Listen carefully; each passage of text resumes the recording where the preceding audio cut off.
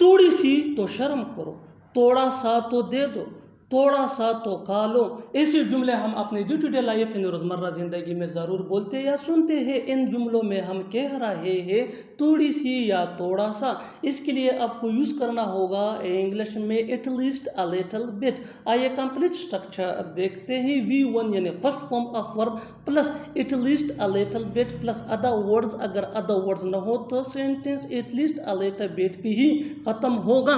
अच्छी तरह समझने के लिए कुछ मिसालें देखते हैं। थोड़ी सी तो शर्म करो, feel shy at least a little bit, feel shy at least a little bit. थोड़ा सा तो दे दो, give at least a little bit, give at least a little bit.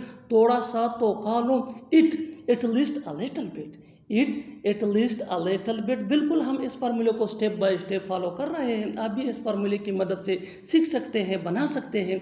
ऐसे बहुत से जुमले अंग्रेजी जुबान में आसानी say that can be really helpful. अच्छी तरह समझने के लिए एक और मिसाल देखते हैं। One more example for better understanding.